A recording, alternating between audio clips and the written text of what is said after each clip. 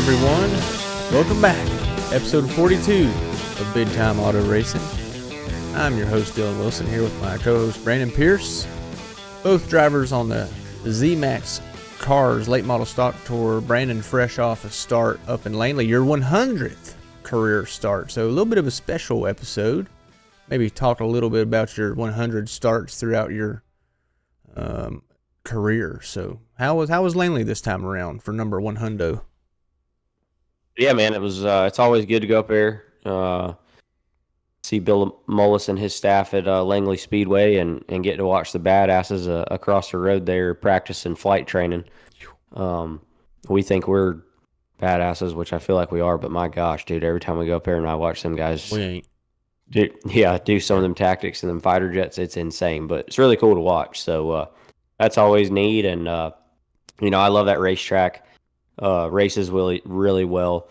Put on a great race again up there this past weekend, and yeah, like you said, it was a special weekend for myself and my family and the teams I've driven for over the last since I started. So can't believe it's already was start 100.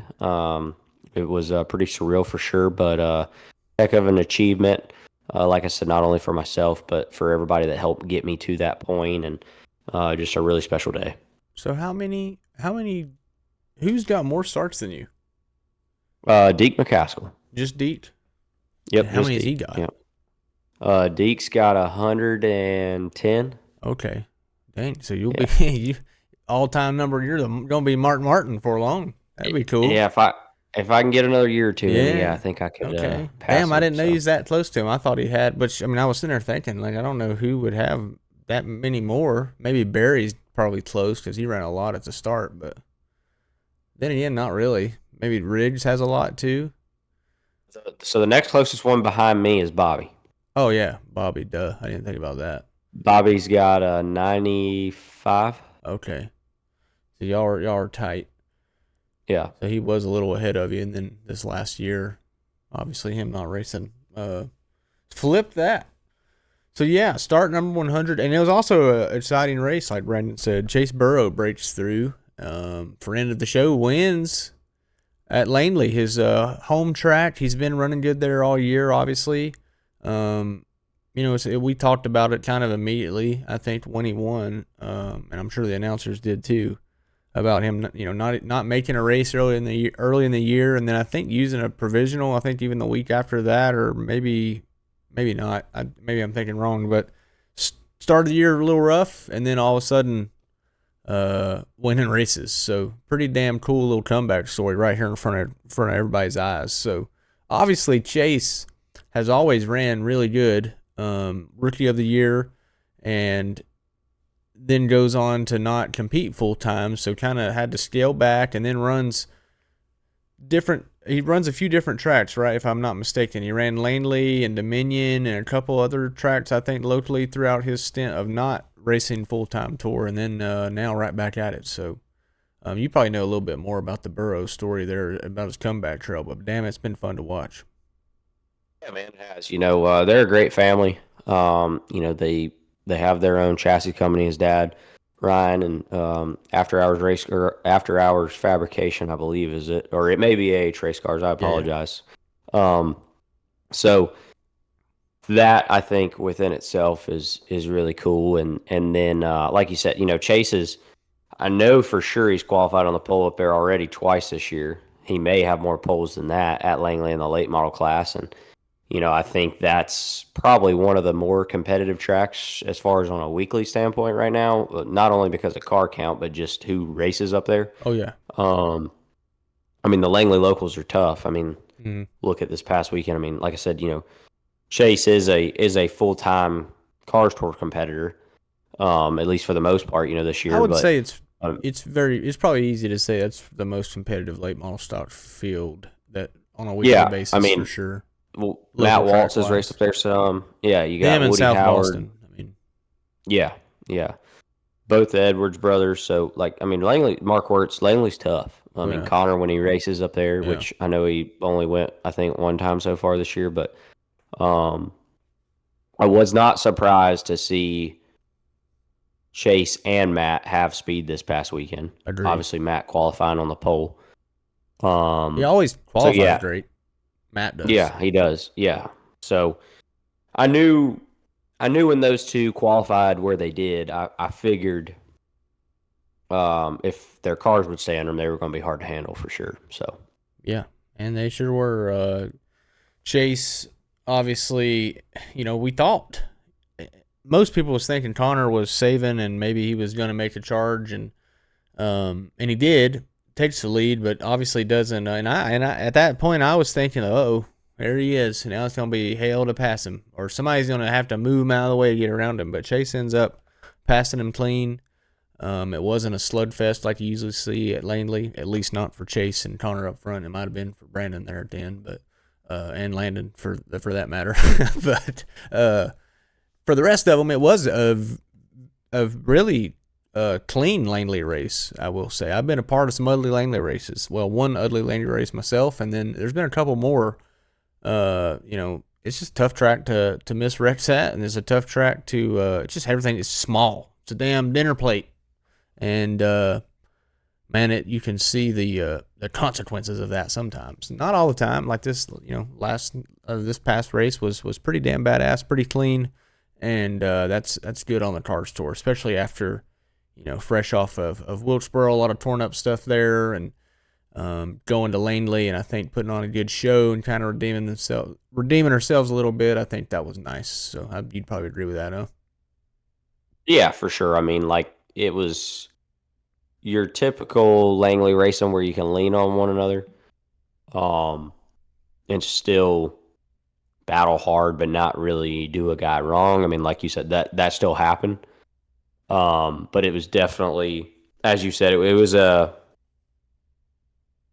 not speaking from my personal result, but as a whole for the tour, it was a kind of a breath of fresh air, I guess you could say, after, like you said, after all the stuff that got torn up at Wilkesboro. Oh, yeah. Yeah, it felt good to just probably feel like you're at a little short track again and elbows up. A good, obviously full field, but not like 40 cars showing up, and, you can kind of focus on your race pace and stuff like that a little bit more. So I'd say, even though it's a pretty intense, small track, probably a little bit of a breath of fresh air after the Wilkesboro stress fest that you kind of have to go through there. And you knocked the newness off your car at Wilkesboro, and then go prove that it's you got some speed in it there. And we'll get into your race rundown, but before we get too much into that, they did have top 5: Chase Burrow, Jared Fryer. So I didn't mention Jared Fryer yet. Obviously, every time he races, the damn guy about wins it. I mean, like we talked on the phone afterwards, and we was like, man, that damn Jared Fryer. Every time you see him up there, it's like, oh, here he is. He might do it. I mean, the crazy thing too, for anybody that follows Matt Weaver, and if you don't, and you're a race fan, let Dylon and I do you a favor and go do that. Yep. But I mean, Jared was literally sitting stopped to not run all over Donovan Strauss in 1 and 2. It was either 1 and 2 or off of 4. I think it was in 1 and 2. Like lap. I mean, it was early in the race, but I mean, I want to say we were hit like it was past lap 50.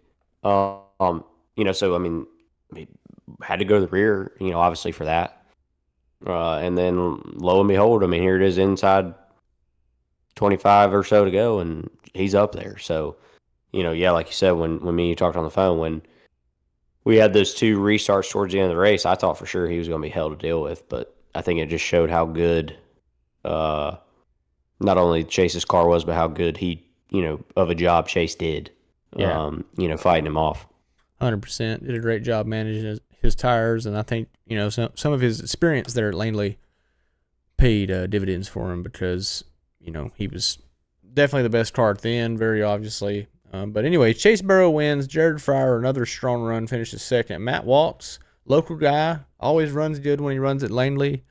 Continuing to run good, even with the, I think back in 2018 when we'd have Cars Tour races at Langley, he would run good there, under a different regime. And then now, a whole new look Cars Tour still runs up front there. So that says a lot about his speed at Langley and their knowledge of that track. And so it's cool to see a local team do good. So Matt Waltz third, Tristan McKee, young guy, rookie, uh, finishes fourth at Langley. So good on him. I know that was probably his first time there. I'm speaking for him, or definitely one of the first times there, because I don't know if he's ever ran a pro or anything up at Langley.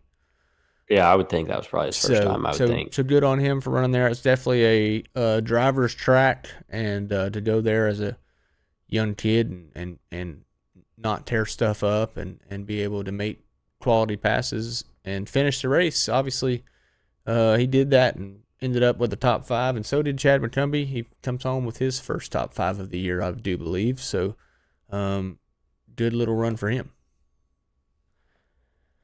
Going on to Brandon's race. Now, this was number 100. So, obviously, going into it, you probably got that on your mind a little bit, want to make it good, but probably not overhyping it in your own head too much. I know how we are. So,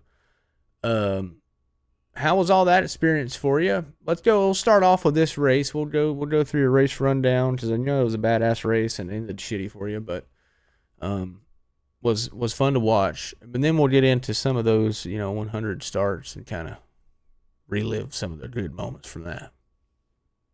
Absolutely. I think one thing to start off with that helps is, and me and you being, good buddies, talk about this quite a bit.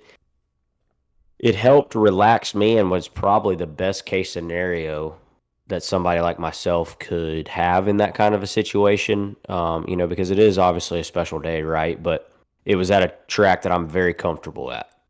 Oh yeah. And that I really enjoy. So for me, I was able to kind of just go into the weekend and honestly just have a lot of confidence and be pretty pumped up about it, just because I have so many laps there.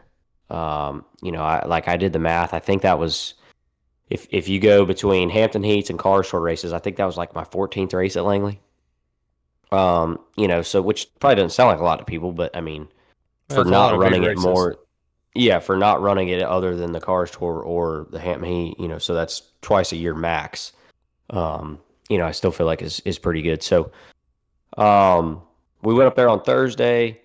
Only ran about 20 laps, but just as you said, it was the first time for that package with our newer car, on track. So, wanted to go up there and kind of get a shakedown on that, and was really happy with it. I mean, we were not only on our watch, but other people coming up to us up and down pit road. We were the fastest car there on Thursday.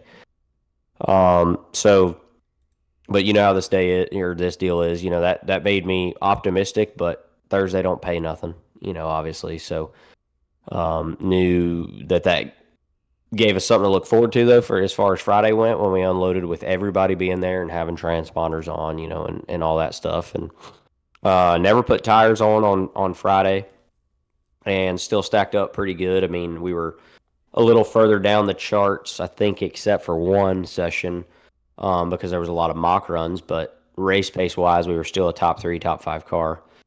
And so, I was even texting you back and forth a little bit. Made us look forward to Saturday when knew we were going to put our tires on, a lot like a lot of other people. And when that happened, we stacked up 4th overall. So I had really high hopes going into qualifying, and I think it was me getting a little greedy and us going the right way for the race as far as the balance of our race car. Right. But it hurting us a little bit with me getting a little greedy. Just got free late center. And like yourself, or for anybody who's raced there with it being flat, if that happens there, you're going to carry that all the way off the corner and have very little to no drive, or at least be really fighting it, and not be able to get to the power and get down the straightaway pretty good, which is always tough at Langley anyway, because you're constantly turning. So that made us run, I think we ran like an 11, 16-11, and that put us 13th, so a little further back than where I wanted to be. I mean, we didn't have anything, I still don't think, to run a high 80 or nothing like those guys on the front row, but I think we probably should have definitely ran a flat or a high 90. So was a little disappointed in that, but knew it kind of made my outlook easy as far as strategy for the race. I had already told myself if we fired off there and everybody wanted for whatever reason to ride real slow, I was just going to go and go get the track position and then back up to them. Right. If everybody wanted to go like hell or run what I felt like was kind of a faster pace, I was just going to hang out at least for that first comp caution. That's what I did. So, biggest thing that bit us was I'm not really sure. I think after talking, I think his spindle broke. But Minnie had an issue there where he was kind of hung out up top and was trying to get a caution. And we were up top trying to make some ground up, and we actually were. And I was just fixing to get in line, I think actually in front of McKee. And that would have put us like 8th, and just couldn't quite get clear and caught Minnie, and he wasn't completely out of the groove. And so the choice was run all over him or drag a break and fall back in line. And ultimately that's what we did. And by the time we finally got back in line, we were like 13th. So then the rain came, and so they brought us down pit road, fired back off, and picked off like 3 or 4 right off the bat, and felt like we were going to be in really good position. And then got held up a little bit behind Landon and the 91 racing each other so hard, which obviously I'm sure we're going to touch on some more. That got pretty exciting right after I got by them. I thought that's what the fight was at first. And then, yeah, right. So, and then I was running Cade and Chad down, and that was for 6th and 7th, and that caution come out for Landon with the 91, and then got back going and got up to 7th, and then the caution come out for the 91, getting Huffman back. Right. And then we obviously have the restart there with 5 to go, and sure by now anybody that was either watching the race or seeing the highlights saw what happened to us from there. We got turned around by the 22, so that sent us to the rear, and we still were pretty decent. I mean, we picked off 4 or 5. Turned around is a light way of putting it. You got absolutely fucking shipped. I mean, it was a shipped situation. I don't know if you ran out of brake pedal or what, but it was pretty egregious. Yeah, we won't go completely into Dylon's text, but it definitely made me laugh really hard, and I think he put it perfectly. So, yeah, I was a bit surprised, right? I mean, it's 5 to go. Everybody's racing hard, like myself. But I was definitely surprised by the shot that I got, and I felt like my only option was to just lay the wood to it, or I was going to smoke a rear clip, probably to the seat, off of my car. And then while I was spinning, though, Donovan Strauss was coming in there trying to miss me, and I'm staring right at him. I'm like, this shit's gonna hurt. Like, I mean, it was looking like he was going to absolutely just center tee me right up. So, luckily he did not. The damn good thing I wasn't there, dude. That'd have smoked your shit. For sure. I'd have definitely smoked you. Using the danger zone for me. Yeah, and then the other one that come by, and I'm telling you, and like I got to see it in slow-mo, he didn't miss me by much either, which, I mean, there would have been nothing he could do, but was Connor Jones. He missed our front end by not much, so it was definitely unfortunate. I will, however, say I definitely, anybody who knows me, including Dylon, I was pretty damn pissed, and rightfully so. So much so that I went ahead and let my team know coming down the backstretch on the cooldown lap that I was unhooked. I was getting off the radio, and I was probably getting out of the car shortly after getting parked, and all that came to fruition. And I knew exactly where the hell I was going. But I will give Carson and that entire team credit, which now to back up a little bit for folks who may not know or aren't aware, I did used to drive for Mr. Nelson when I first started. So I felt pretty confident he would let me talk to him pretty unconvincingly, and he did. He actually rallied all of his troops and told everybody to back up for me and Carson to talk. And they did that. So, I just asked him what he was doing. He took responsibility for it. And I just told him, I said, look, bud, I've been one of your biggest advocates in this series. I'll say it again. Carson Laughlin has a ton of talent. And I think anybody who understands racing or understands seeing natural talent, especially young talent, would agree with that. And I think he has the opportunity to accomplish a lot of things in these cars, especially with them being so new to him. He comes out of the open wheel world with the modifieds, but he's really good in those. He's won a lot of races in those, and I'm not going to put it past him. I think he will win a race probably in that 22 car this year. But I just told him, I said, look, on this tour, you've got to earn your respect. And we've all been there, right? Like, you've been there, I've been there. You got to work at it, and it don't come overnight. And I told him, I said, doing that shit right there ain't going to get it done. I said, you're better than that, and I expect you to be better than that, and I'm going to hold you to be better than that. Yeah. And he took it all well. Like I said, I'm not talking bad about him. He said it was 110% his fault. He made a mistake. He said that, he didn't feel like there was a hole there big enough to be filled, but clearly there was because I filled it.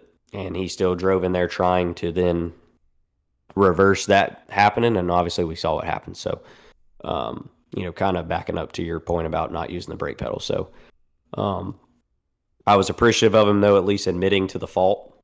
And and that was kind of that. Yeah, that Matt does a lot for it. You know what I mean? I think over over the years, you can definitely see guys that own up to mistakes and stuff. And obviously, you felt like you did. So I mean, it's just part of racing, and it sucks. But at least you didn't get anything tore up too bad. But anyways, you get turned around there and have to kind of survive there at the end. So how did the rest of that little deal go?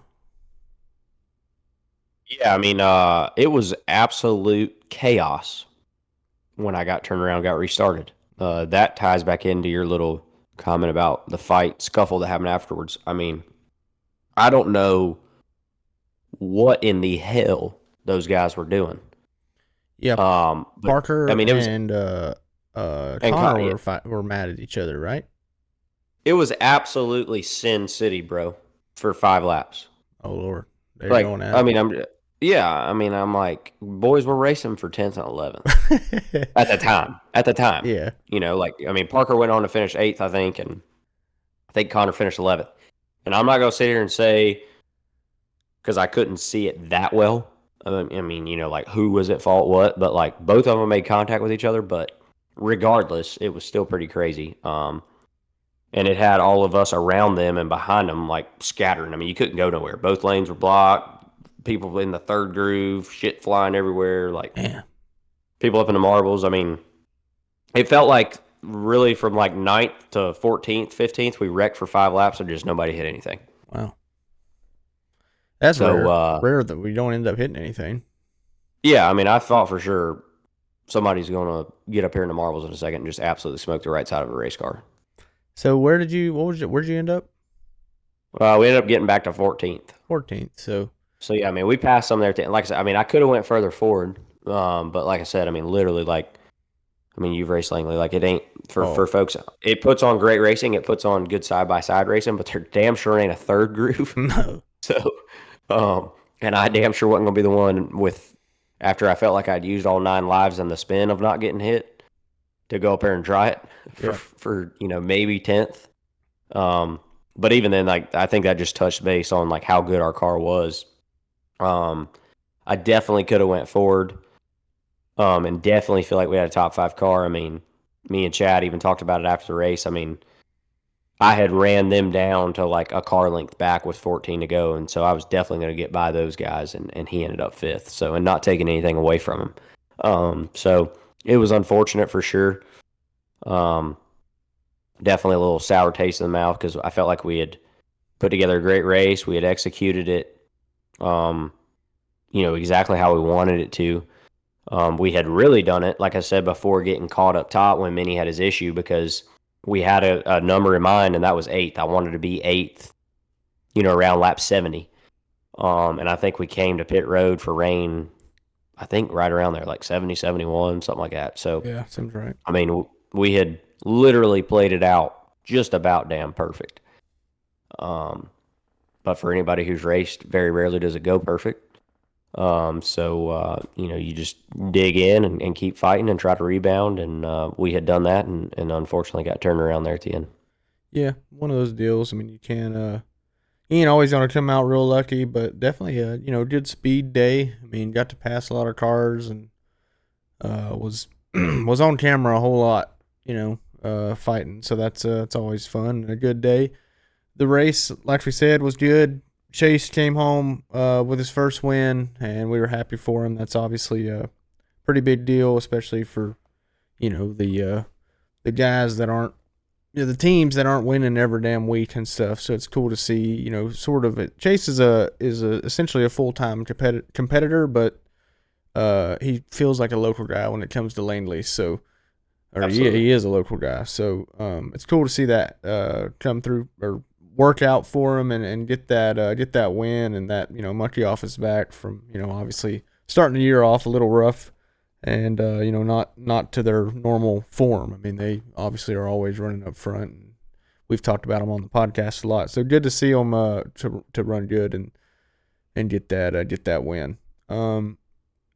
Speaking of obviously you got a front row seat to the other Justin Carroll and Landon's incident, and I was watching it, and they were racing hard as hell. I don't know really what pissed one another off, but either way, you guys probably all seen it by now.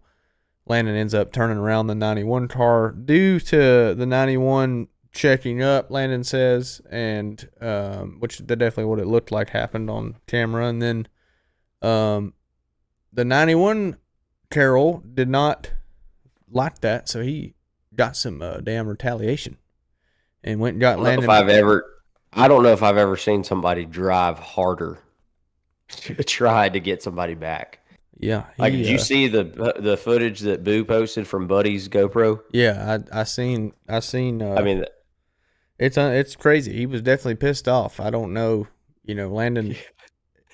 He definitely felt like Landon wrecked the hell out of him intentionally. So he got him back, and I guess that's all he wanted to do because there wasn't nothing else. I guess extracurricular after that. It was just really that. And probably some interview words and all that. Obviously, Landon threw a little shade his way. I don't know if Justin threw any back or not yet. I haven't really seen much online. Obviously, you're probably not going to win a social media battle with Landon, but one way to win a battle is just go wreck him on the track. And hell, that's what Justin did. So maybe that's what he feels good about that. Sucks for Landon because it kind of screwed him twice, but and I did think precautions. Yeah, it screwed you too. And I did not. I thought it was maybe them, fighting after the race or something when the cameras switched. Cause I was at Hickory, helping Blaine out, and next thing you know, I see that scuffle. Oh God! And I'd go grab the iPad and watch, and I find out quickly it's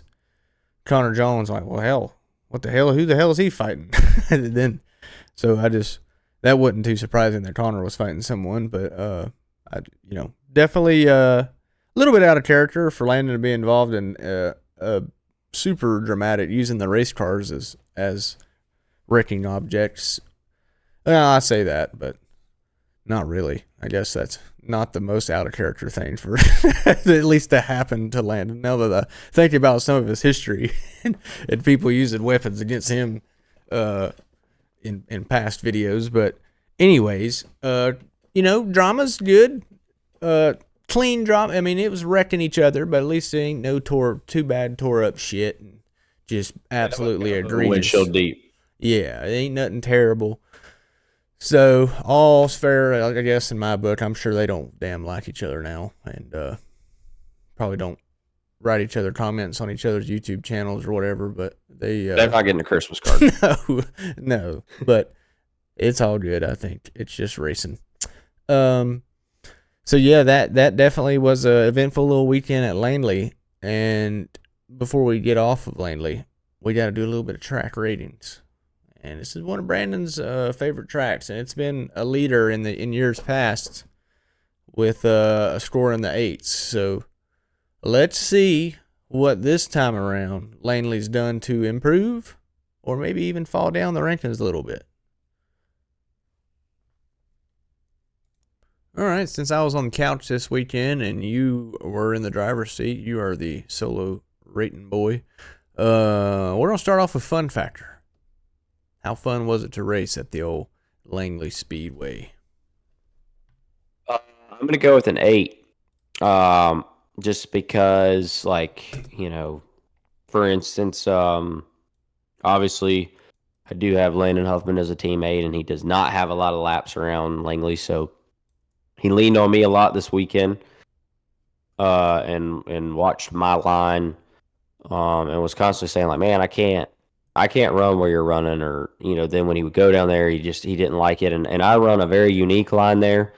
It's not a line that like nobody else runs. I would just say um, it's a line that less people probably run than most. It's very similar to Butterbean's line, Connor's line, and I guess just like I use a lot more apron, especially in the race. So, um, and being able to do that helps you try to, I guess, make a cleaner pass, so to speak, Mm-hmm. or not have to drive off in there and door the hell out of the guy and take a risk. Like is he going to drag a brake and punch your shit the next corner, or is he going to, you don't ever know. It all depends on who you're racing. So, but regardless, I just love the type of racing and the good racing that place puts on, as flat as it is. It's a technical racetrack. I think it's a finesse racetrack. But I enjoy those racetracks, so I'll give it an 8. All right, so 8 on fun factor. How about the track atmosphere? How are they doing all their event promotions and the track side and all that good stuff? Yeah, man. I think they do a great job. Um, they have Vaughn up there. I know his last name, but I'm not going to try to pronounce it, so I apologize, Vaughn. But he does a great job with video work and stuff at the racetrack and promotion stuff, and Yeah. um, you know, like at our hotel, even they were like, "Oh, are you guys in town for the race this week?" So like, the city and the town knows about it. The city is very behind the racetrack, always has been. I would argue to say maybe like next to Wilkesboro now, probably like, and maybe even a little more than them, just because we still are so early on in the Wilkesboro stages. But like Right. Hampton is very behind that racetrack, and I've always just thought that was really cool to see. So I give him an 8 on that as well. All right. Moving right on into facilities. So facilities at Langley historically have been pretty damn solid. How's everything going around there? The lighting, infrastructure, just the tech sheds, the whole deal, grandstands. How's everything look? Yeah, I'm gonna give him a 9 on that. And I think some of that too is like not knocking other racetracks by any means. But I can't say enough good things about Bill Mullis. Um, ever since my first laps there as a rookie, he has been nothing but welcoming. I have personally watched him go up and down pit road, and thank every driver and every team for being there and for racing with him. Um, he himself, on closing of practice day, stays after to paint the lines on the racetrack. I've seen him there painting the walls.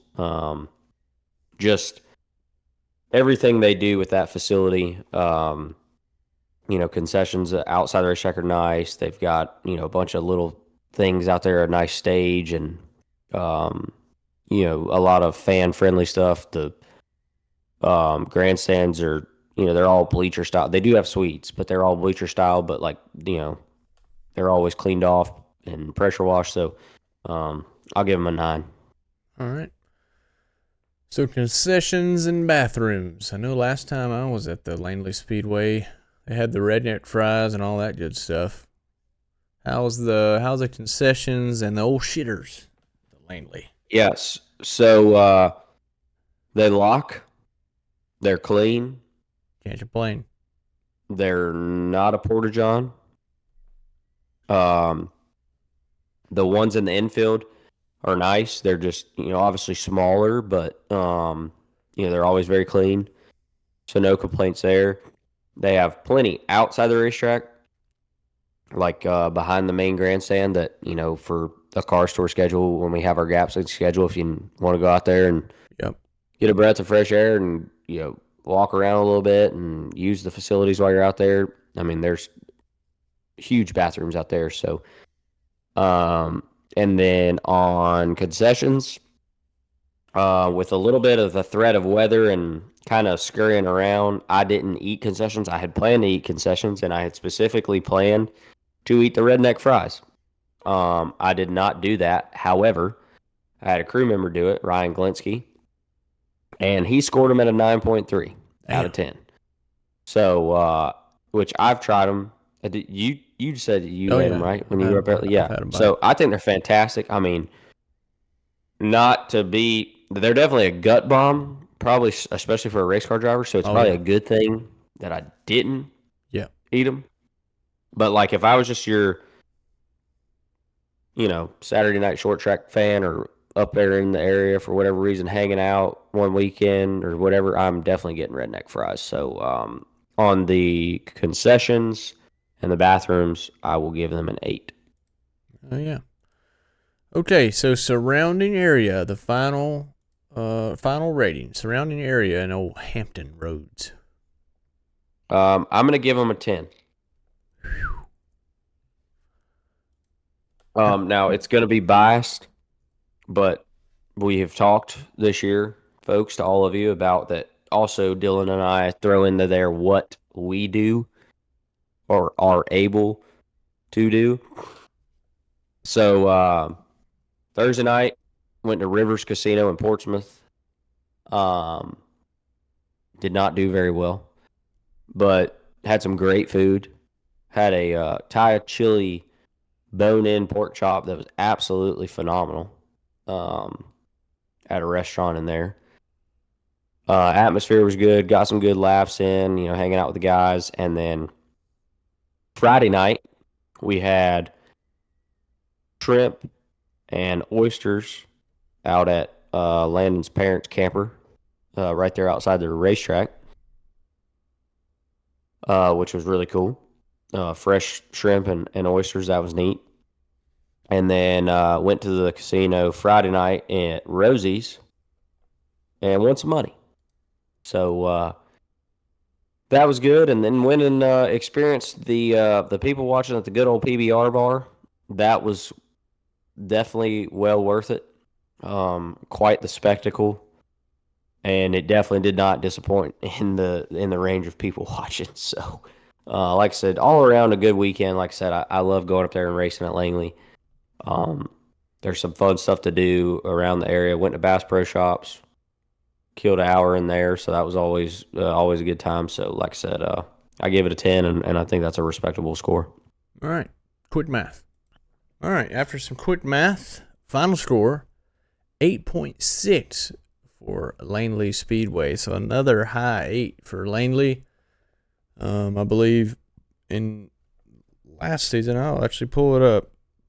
Last season, even Langley ended up with a 8.6 too. So same score as last year. Year before that, there's a 7.6, which scale was a little jacked up that year. But so nonetheless, Langley maintains another really high score. They were P1 last year. This year, I think Wilkesboro is at like 8.7 or 8.8. So they're not exactly P1, but real high up there. As far as non-cup tracks, they are definitely P1. So, awesome little racetrack. Brandon, it's obviously one of Brandon's favorites, and nice little area there too. So, good place to visit, good place to race locally, good place to race on a tour, or good place to watch as a fan. So, go check it out. It's how far of a drive is it from Charlotte area? Like 6 hours ish. Yeah. So it takes me 4. It's a little bit of a haul, but it's a cool facility. It's worth seeing. NASA's right across the street, like we said. So it's some damn cool stuff going on up there. Anyways, speaking of cool stuff going on, it is Thursday, and that means I am heading to Thursday Night Thunder. As you're probably listening to this for the first Thursday Night Thunder of the year. It was supposed to be last week, but it got rained out, and so we're kind of put everything together to go run go-karts. Rental kart racing open to the public at the Third Turn Speedway. So same deal as last year, essentially. Just kind of gonna condense the overall schedule and the points system. Probably just kind of make this first one a free for all sort of deal, and just see how it goes. But lots of good racing. The first ones are always the most packed, so it's always it's the ones you want to be at, because it's usually the best racing stories are early on in the season. So excited as hell to do a little Thursday Night Thunder tomorrow night with the family and friends, and get the boys out there pushing some carts around, and also get some good camera footage of some crazy ass rental car racing. So hopefully maybe a listener of BTAR wins a banner, because you get a banner and trophies, all sorts of cool shit if you win there. So check it out. Thursday Night Thunder at Third Turn Speedway, about 300 yards below North Wilkesboro Speedway. So if anybody's in the area, wants to come out, listen to this, come on. Yeah, get you a nice size banner about the size of that one. Oh, yeah, get you a banner. Speaking of banners, winning banners, I went to watch Moonhead win the damn D&Q race at Millbridge, Pro Cup Series. Laid it to them. Something happened with the motor and got thrown out in tech, but we don't give a shit. All right. Oh no, not good. I don't know what happened. He made a statement and regarding it, and it had something to do with RPMs are a little too high. So something to do with the track being bumpy as hell. Beat the motor all to shit, and then tech didn't go well for him, and didn't get to keep the money, but the sumbitch kept the beer. And didn't even want the trophy, he said. So we got pictures with it, so that's all that matters. And it was a good time. So that was I haven't been to Millbridge since I raced there, like in 2011. So that was fun, going in there and seeing all the facility improvements and the safety improvements. It's really, they got a catch fence and everything now. They got a catch fence and just a whole lot of stuff. They got basically 2 tracks. I mean, they have a inner oval, outer oval. They run like a roval sometimes. They got stuff going on there. So I think you'll probably find me in that area a lot more often, because that was a fun Tuesday night for sure. So I definitely could see myself. I'd like to get me one of them damn mini sprints or something eventually, but I don't know if that is in the cards this summer. But I wouldn't say it is out of the realm of possibility. Like I need something else to fuck with, but man, that seems fun as shit. And something about being at that track yesterday made me just really, really like, I don't know. Like I was kind of inspired to be at the racetrack. Not that I'm not when I'm like on asphalt, but it was like, man, this is like, I felt like a fan. You know what I mean? Like, this is cool as shit. Look at this Now I was looking at damn go-kart engines. Like, look at this one. This is just like the old, so it's just neat to do it like that and not feel it just feel like a fan rather than someone just out there taking pictures or working or racing, So that was neat. Cool to be at the kart track again. You'll find me there more often. Dirt Late Model Dream going on too. Speaking of dirt racing, we got some dirt racing to watch this weekend. Cars Tours off, no racing this weekend for us, but going to Dominion next. Fast bitch that you're going to there. It's I've only been there one time, and I drove my 2006 chassis, and it was not fun to drive there. I will say that, at least not versus Cars Tour cars. Now, had it been in maybe a limited race, I'd have probably had a blast. but not as fun in the car store. Nothing against the car store. That was just my own fault. I'd have brought a knife to a gunfight because the week before, I rocket shipped into the side of another parked late model similar to Brandon's situation this past weekend. So it was my own damn fault. But nonetheless, going to Dominion, fast track, super grippy, probably more used to shit like that now. Like, it kind of seems a little bit, I mean, it's easier to go to Dominion now that you've raced Wilkesboro and shit a couple times, huh? Oh, God, yeah. Like, I would imagine Dominion don't really feel like nothing compared to Wilkesboro now. I mean, a little. It's definitely got the banking and shit that'll change the feel. But first Yeah, time going there, I was pretty nervous, and then after racing Wilkesboro on new asphalt, I'm like, Dominion wasn't shit. Yeah, the banking, the Jersey Bears still. I don't care who you are, right? A little, you know. Just but a little more comfortable feeling hitting a wall at Wilkesboro, I'd say. And that gnarly bump out of 2, like, damn, if you catch that thing wrong, I'm telling you, it'll about throw you right in the fence. I mean, because you're already back in the gas full bore right there where that's at. So, but I mean, we always talk about, characteristics of places. Langley's got a gnarly bump off of 2, and I love the damn thing. So, like I'm saying it places like that where it's not an infrastructure issue, yeah. I think is great. I think it's great. It's like all the bumps at Hickory. If you ever get rid of them, the racing will suck. I mean, yes, I know that you're going to have to. But it's like me and you keep telling everybody, like, man, when hopefully me and you are still able to do it then, even if it's the only races that we run, or run 4 to 5 a year. But like when Wilkesboro wears back off. Oh, man. But just a little bit even. Like, because what I think people don't need to understand, like, about these places, when they do wear off at first, but where they still have the grip, the racing's even going to be that much more badass because you can still really get after it. And, like, it'll be incredible. Tri-County, same way. So, but yeah, Dominion, she's fast, puts on a great show. It'll be also for a bigger cause.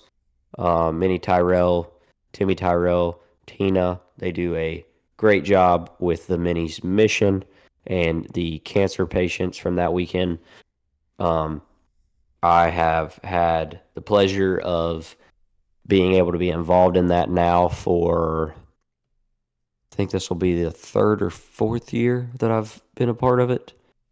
And really always look forward to it, to go up there and understand that, honestly, really for the majority of that weekend, man, that racing doesn't matter. It does not matter.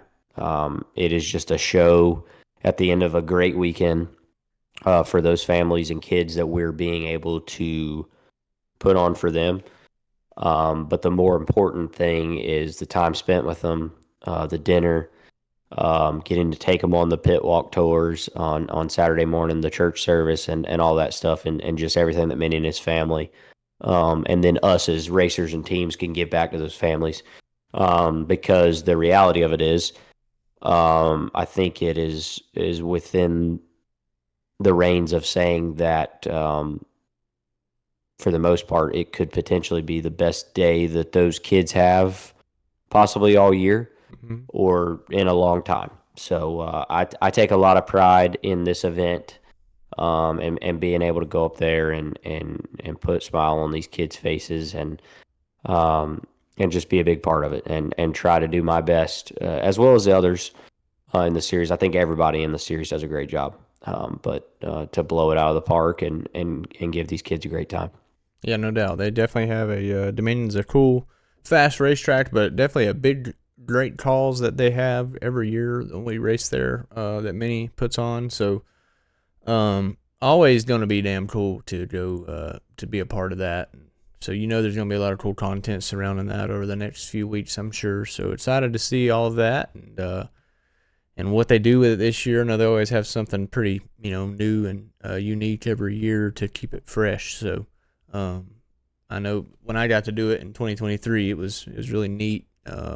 Met a kid named David who, was had battled cancer and then beat it, and had we had a great time with him and his family then, and so I could imagine how I bet you do look forward to it, because that's definitely some neat stuff for sure. It was probably one of the most memorable races of the year because of that, right? Yeah, absolutely, 100%, without a doubt. At least the weekend itself is probably one of the more memorable ones, because you have all that going on and stuff. So, Dominion up next, and that is, officially, we are officially halfway now, right? Seven races. So, yeah. So Dominion will be the the middle mark or whatever. So yeah, I mean this is that little early summer stretch. You could see, like the points right now are still anybody's. Landon's in fourth, and he's only 25 back. So you got Landon Lewis is only a 2-point gap ahead of Connor Hall, and then Cade Brown in third, 15 back. Landon Huffman fourth, 25 back, and then Ronnie Bassett fell back a little bit further this week and 36 back. So, all those guys are essentially within a race. So, could stretch out to be a very interesting late summer here. I mean, I don't know if I've seen. Every year it seems like it's always this close, and they always break away two of them. But like this year, it seems like it's kind of more of a 4-horse race still right now, So I don't know. And I didn't even mention Minnie yet. He's had some bad luck 2 weeks in a row. Before that, he was the fastest guy on the planet. You know what I mean? So or what? Well, not 2 weeks in a row. He had a bad week and then had a good run at Wilkesboro, and then has another bad one. But nonetheless, he's right there too. So big, little bit of a mix up in the points, but nonetheless still anybody's race up there. And we could see some big shakeups even at Dominion, and a lot of tracks that absolutely could cause mayhem over the summer. You know what I mean? Between the 50K race and a somewhat new track like Anderson, and you know what I mean. There's just so many variables that are thrown in there. Florence, even. I mean, that's another race where you could see a guy win that doesn't normally win. You know what I mean? Right. So that's kind of what I'm thinking of. Like the shake-up races to me are the ones that Chase Burrow wins or stuff like that. And I think there's a good potential for Doug Barnes to go win Dominion, and that shakes things up pretty big, right? So it's just one of those things. I know that's. Doug hasn't had like a bunch of great Cars Tour runs at this point, but he's pretty damn good at Dominion. So, oh yeah, we'll see what happens. Maybe that's the lighter fluid that he needed is Dominion. So we'll see, man. The Cars Tour is damn interesting, like we say all the time, but it sure is. It's getting more and more every time, and you see more and more contenders, like even yourself. And I can, you're starting to sniff inside the top. I mean, you're in the top 10, but you're starting to sniff the top 5. And then, not to mention, I mean, there's a couple other guys that are like right there with you, kind of doing the same thing. That is like, wow, damn, he's running really good this week. And then, not to mention, Chase Burrow, obviously, who's not done this season, right? He's got more races to run too, and this is probably a momentum starter for him. So, just trying to shed light on some of the guys that we don't necessarily talk about every week. I mean, it's easy to talk about Connor Hall, Landon Lewis, and Minnie Tyrell all the time because they've been the winners so far, but now we have a new one, and we'll see where it goes out throughout the year. I definitely think this could be one of the. I have a good feeling this is going to be one of the most. I mean, we've had tight championship races. I just feel like this is going to be the one where we don't know who's going to win it with 3 races to go. You know what I mean? Yeah, I agree. So we'll see. It's going to be exciting. I think we've pretty much covered everything for Langley and somewhat for Dominion. You got anything else to add on those? Yeah, well, first and foremost, I just want to kind of touch back on. I want to go back on your 100 starts thing. I want to go through some of that, but I just meant like the races itself. Well, I think kind of what you touched. Well, I think what you touched on a little bit. I guess we should probably throw in there why the championship closed back up. 29 had pretty much dominated the race. Yeah, I didn't even mention damn Landon's race. Hell, he was going to win it. Yeah, I don't know. Blew up. I'm not sure. I'm obviously, I haven't. Crazy pretty good fire. buddies with Landon. Yeah, but I haven't talked to him yet. I think I'll see him next week, or early on in the week, maybe this weekend.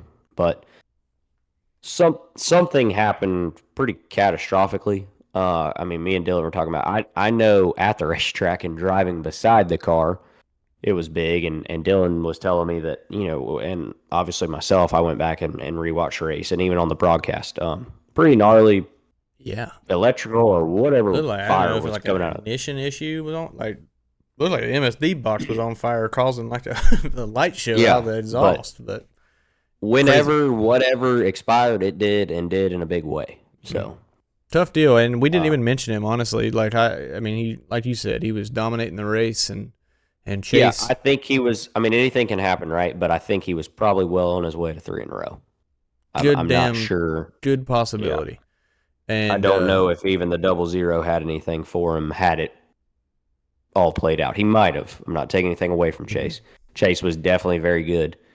Um, but we always talk about, right, like capitalizing on people's mistakes, and right there, that's a perfect example. So Yeah, and we talked about it earlier in the year. The you're waiting for the big teams to have those nights, the bad nights and stuff, and it's one of those nights, and then you see Chase Burrow capitalizes on it and holds off the rest of the big boys and does it. So pretty damn cool overall for the event. But yeah, Landon was absolutely a big factor, and him being out of the race was probably the Advanced Auto Parts move of the race for Chase Bro because it was absolutely um, a dominant car early and to my defense, I didn't get to watch a lot of the early race because I was working, but I did watch the second half and I watched him blow up, and I was like, so I didn't get to see how much of a factor he was early on, but yeah, he was, and Chase came home with it, but we've covered it all at this point. Brandon, let's talk a little bit about your 100 starts, man, because that is a pretty cool accomplishment. I think anytime, I mean, we even got to 100 damn episodes of this podcast yet. So that's pretty cool. I think you've ran more Cars Tour races potentially than I've ran in my career, like races total. right. So, I mean, that's bad. And it don't really like seem like it. It's just a matter of like sticking with it.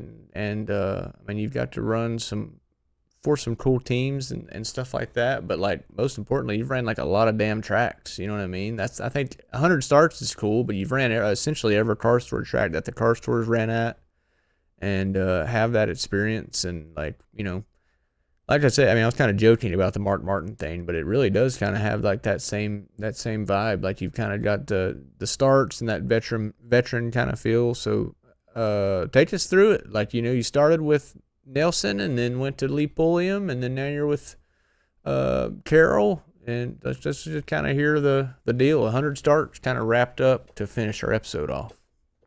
Yeah, man. So I think you touched on it best, right? Like there's so many things to try to put in perspective and be thankful for, with doing this deal. It obviously is a touring series, right? So obviously with that, you know, excuse me, Dealing comes with a a little lot bit of of, a cold here tonight. We're not. It's not emotions, and we're just dealing with a cold. yeah, yeah, the For emotions those at this listening. point, yeah. I have got to run a lot of racetracks and driven for, as you said, some cool teams and um things that I definitely wouldn't have gotten to do had I not, committed this long to stay after it and been so fortunate with great partners and great teams and sacrifices from my family and myself to my wife to go and chase it, right? Because I mean, when you commit to run the Cars Tour, it is a big commitment, and I'm not just talking about from, oh well, yeah, you're committing to go run it. Yes, that comes with it, but the travel, we've kind of gotten away from that a little bit, but there's been years where there's been those 3-day weekends Mm-hmm. or 3-day shows, and then now you throw in the 1-day shows, or we've had the midweek races, and you work, I work. There's a lot of people that race that work. There's a lot that don't, as well, as far as the drivers and stuff. And then that's not knocking them, but that's just extra things where the commitment side of it is a very big deal. But it's been really cool to go run places like some that come to mind that we didn't necessarily go back to, but was still cool to run because I can pretty confidently say I probably wouldn't have ran there just for logistical reasons, right? If it hadn't have been for racing on the tour. First one that probably comes to mind is Kingsport. Mm-hmm. Got to race there, and that's, I know you and Landon covered that back when y'all were doing the Windshield Deep live shows. That is a unique place. depending on how you follow your GPS, and if you come in the way I come in, which is not the way that you should come in, you feel Yeah. like you're gonna fall down the damn mountain Yeah. driving in. You should have made a list Um, for your 100 stars. We should have made you should have made a list of your 5 favorite tracks in order and your 5 most hated cars tour tracks of your career in order. yeah, Well, yeah. let's just start. Let's just go with what do you think your like if you can name your bottom 3 like of tracks that you've ever ran in a tour. What do you think the 3 not because they suck like facility wise, but the 3 that you don't like going to or it's not your track, not your favorite track. Start with the I would bad, say, and then we'll go to good. yeah, I would say Kingsport. Yeah, Uh, it's a one-time love thing the, for you. yeah, yeah. And again, as Dylan said, not saying anything bad about the racetrack by no means. But I would definitely say Kingsport. You said 3, right? Yeah, or I mean, like if you don't have to name 3, but No, yeah. Gosh, let's see here. what about Franklin County? Yeah, that one, just not my thing, right? Like, so for some people, they think it's badass. Atmosphere is definitely badass. I got a good one for you, Greenville Pickens. And I absolutely, yeah, that's probably Don't like like if we were Greenville to rank Pickens. them, I remember if we you were to saying you rank didn't them like right him. there, yeah, if we were to rank them right there, those were probably in order. To be Yeah, honest with you, I think um, honestly, a lot of people would probably agree with you. Like those 3 would probably be bottom 3 career like tracks. and I know some people would be like, "Man, what the hell is wrong with you?" Especially when it comes to Greenville. And don't get me Nah, wrong, like as a racer, I can tell you that it's a weird track. the racer and the race fan and the historic side Oh of it, like yeah, badass that I got to go there. absolutely. And when I tested it, I freaking loved it. Yeah, But when we went back to race, just holy shit, I yeah. felt like a fish out of water. I mean, it just wasn't my thing. Like 30K race, had to race my way in. Um, it was just a nightmare. So yeah, those but speaking on that one specifically, I do hate to see it in the state that it's in now, right? It Yeah. has fell by the wayside as unfortunately another claimed a racetrack, and that sucks because a lot of great racers. I'm talking about guys that me and you looked up to, or that Oh our yeah. dads looked up to. Have come out of that racetrack and Mhm. have uh, helped form a lot of great racers that even me and you have raced against. Have come out of that racetrack. So, I have had a um, terrible hangover at that racetrack before. I mean, a terrible oh hangover. shit, is that when y'all did the donkey thing or the? Yeah, there was actually a Mexican food truck festival, uh, right next door. No, it wasn't a food truck festival. It just had a bunch of food trucks. It was like a Mexican music and rodeo festival, like Yeah, like full a on. Like it was awesome. I mean, I went over there and got food one time. I mean, it was the coolest shit ever. And I tell you what, I'm known to go get a margarita at the Mexican place, and I'll blast Mexican music. Like Allie will drive me home, and I'll be like, let's continue listening to the music we were listening to in there, and I will play the occasional Mexican tune. But at 7 o'clock in the morning, blasting at full force. I didn't attach the clip, to this video or on YouTube, if you guys are watching and you guys can see. I was just in a bad state. It was during a windshield deep night, and we went and ghost hunted the night before in that barn, and we found nothing but RJ under the stairs. So yeah, it was just I had a bad hangover, but great track. Love that. It was an awesome racetrack. We loved watching races there. Great place to sit in the stands so you can see the whole track. It's like down the hole.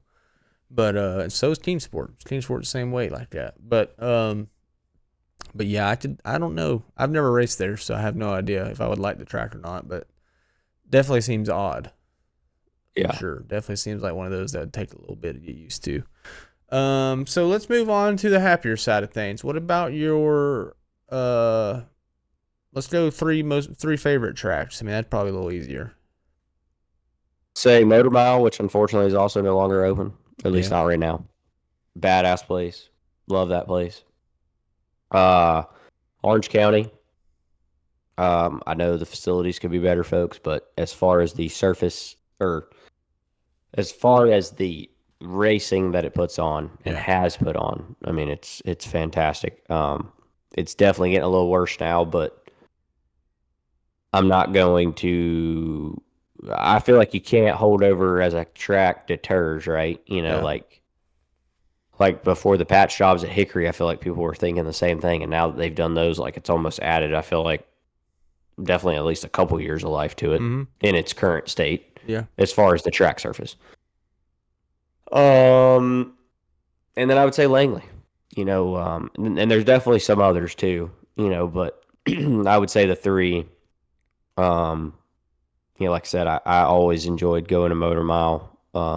That's a really unique, fast, but interesting place to drive, and you can move around a lot. It's got a lot of maneuverability as far as racing lines, and just a fun place. And I think for me, like going there, I would say South Boston definitely like kind of borders that, and then even Wilkesboro now. Like if there was five, but like Motor Mile is just fun because I went there quite a bit as a kid watching races, and then so obviously to get to go there and race myself, it was fun. So, but yeah, those would be three that I look forward to going to the most. All right. How about your I mean, obviously one of them's going to be your win, but what's your three favorite moments from your career? Man, I would say to date, um, you know, uh, getting my first career Cars Tour pole, which was my first full time season on the tour, which was 2018. I got it at Orange County, and at the time, at least for a Cars Tour qualifying lap time, it was the track record. Oh yeah. So that was really neat, and went on that night to finish second to Deke McCaskill, and battled with him door to door. I mean, I could have beat him, but not without probably chancing wrecking him or myself or both of us. Um, my win would definitely have to be up there, and I think just because that was so crazy, like a lot of people don't know the story, but I'll tell it on here. I've told it to you. I've told it to a handful of people, but so it was my first race.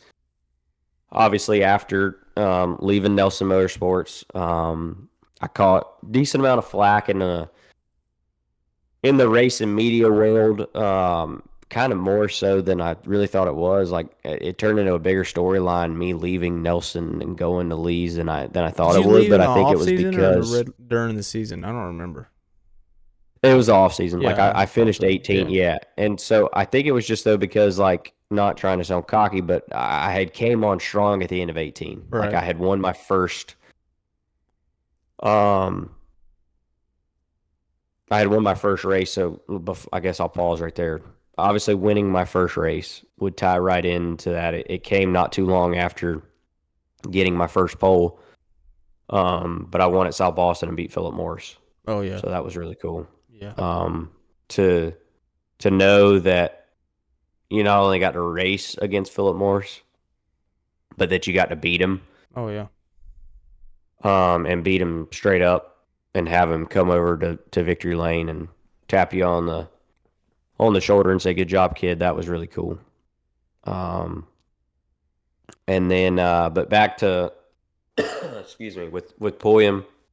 It was my first race with Lee Pulliam. We qualified on the pole, but the part I was talking about a lot of people don't know, to back up, like 8 days before the race, it might have been 10 days, but because I know it was like a week, yeah, about 10 days, middle of the week leading up to the race. We went down there to go test. It was my first time testing with LPP, and I wrecked the car. And we ended up racing that car, but knocked the rear clip off of it, or knocked it off enough that most people would take it and get it fixed. But like if you got guys like Lee or your dad or a lot of guys that have been doing it a long time, like they'll try to fix the for how it was tweaked in house. Mm-hmm. You know, uh, so that's what we did, and took that car back. And then obviously, like I said, went on to win the race and against another, Great Lake Malta stock racer in Josh Berry. So that was really neat. And then, man, all the, not to get too long winded, but all the throwback races have been really cool to be a part of, right? I've always enjoyed those and trying to get a little creative and give things back to not only my family and schemes and people that are important to me and my family, but also, just in drivers that are important in racing history. So I've always enjoyed getting to do that.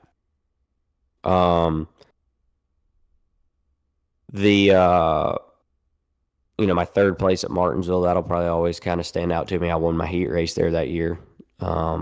It's actually the last year that I've had any luck worth a damn in that race. Yeah. So, and then, obviously I think you got to cap it off, probably this past weekend, being the 100th. That was really cool. It's something that, if you'd have told me back in 2018, even when I started racing the tour, and for how that year started out for me from a tour standpoint, because I was still running Sobo weekly when I could, on weekends it didn't conflict with the tour. And then obviously Triple Crown, but how my tour season kind of started off, I'd say you're crazy. Ain't no way I'll do this for 100 races. But I'd be lying to you or anybody else if I said I wasn't glad that I did. It's been a hell of a ride, but I've loved every minute of it. I've met some great people. I've raced against some awesome racers that have went on to retire or don't race as much anymore or don't run the tour as much anymore, and then obviously still get to or have moved on to bigger and better things. So it's just really cool to have been a part of, just really cool to hold that number and reach that achievement. Like I said, not only for myself, but for my family and all my, partners who have stuck it out with me. Because, this shit's tough, man. It's real tough. I tell anybody, I'd say it to anybody right now, no disrespect to any of the upper series, but I'd argue to say it's some of the toughest racing you'd ever do. And just been blessed to be able to do it, and not sure how many years I got left in me of being able to do it from a financial standpoint, but I'm going to definitely try as long and hard as I can. But I definitely also want to thank you and my wife. You guys put this awesome banner together for me, back here behind me, and obviously Carson Elledge and Kip Childress and everybody with the tour gave me an awesome plaque. I was trying to find somewhere to sit that tonight, but ran out of time. But it was really neat and a really special weekend for, like I said, myself and my family, and just really appreciate everybody that made it so special.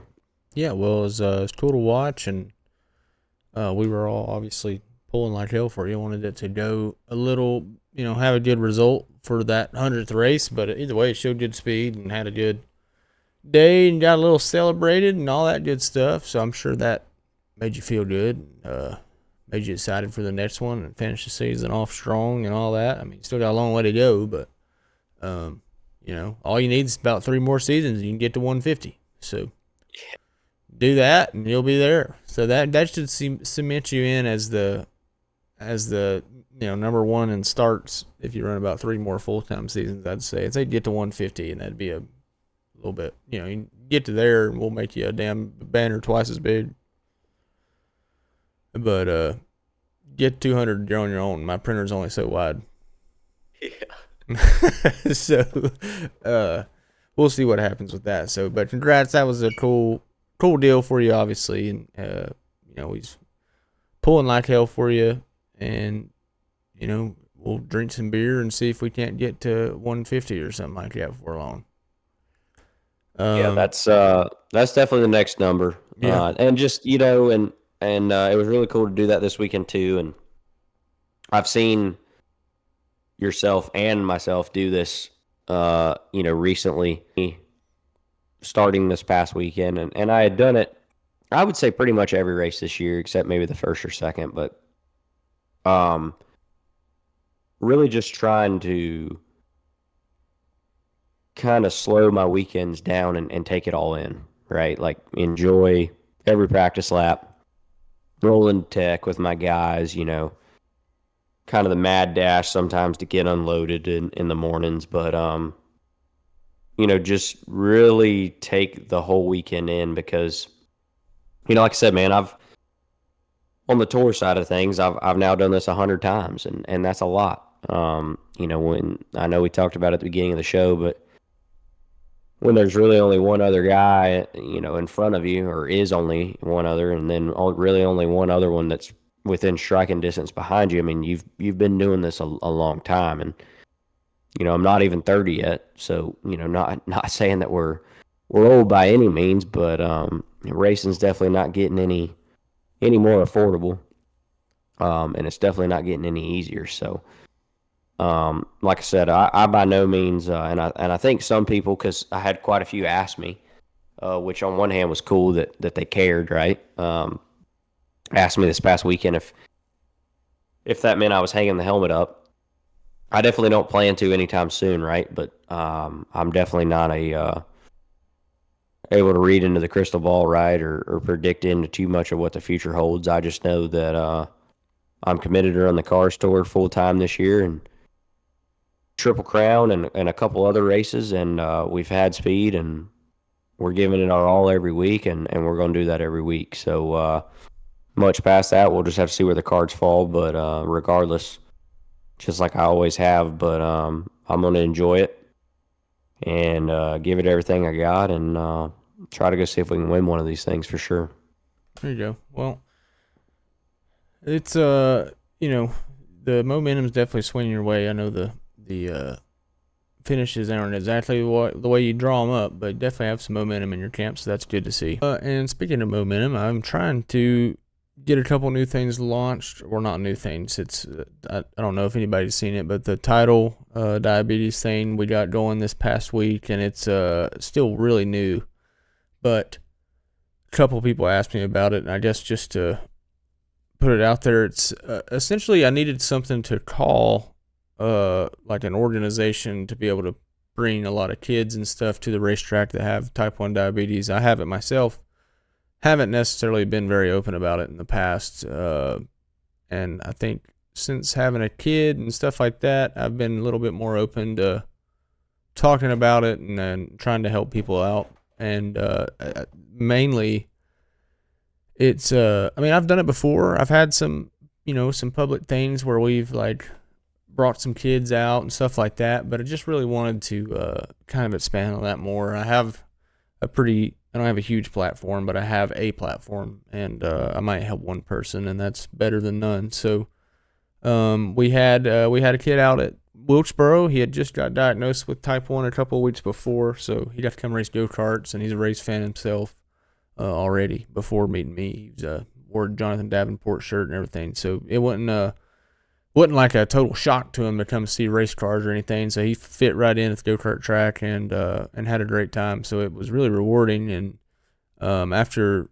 doing that and seeing, he had a good time. So, and the mom, she had a good time as well. Got to talk to my mom, and he was diagnosed the same age as me and everything. So that's like kind of what we're looking for, is stories like that to connect with, and not necessarily just people that want to be race car drivers, but just to show them that, like, hey, this is kind of a thing that a diabetic guy probably shouldn't do on paper, but I can do it. You know what I mean? So that's right. Like, that's what it's about, and it's called Tidal. It's T1D, type 1 diabetes, and DYL's Dylon, DY. So it's Tidal Wave. It's like the culmination of, and a wave is kind of the ups and downs of diabetes. So that's kind of the whole point behind it. Some people were confused on, and I also didn't want to brand it completely on racing, because I would love to have other advocates that are absolutely diabetics doing some extreme sports. Like, hey man, you can do some crazy stuff. You're fine. Yeah. You got to manage it. You got to have a plan, but you can still do things. And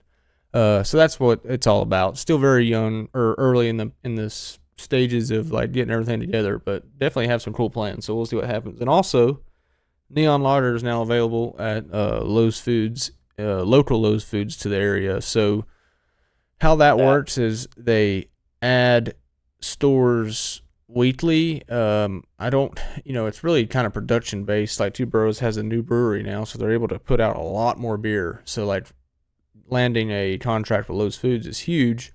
And when you start getting these sample racks out there, the more you buy, the more people buy, the more requests they are, the more orders that Lowe's will get, and the better off it does. So even if you don't see it there, even putting a request in or something is helpful.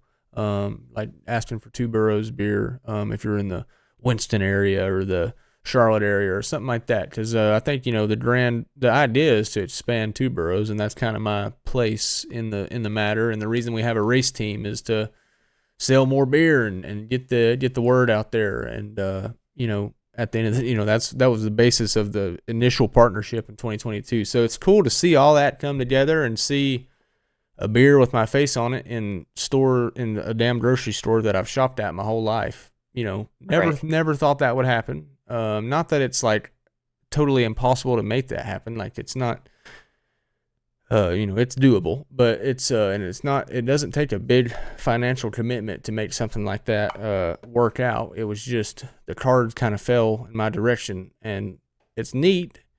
It's a little weird, but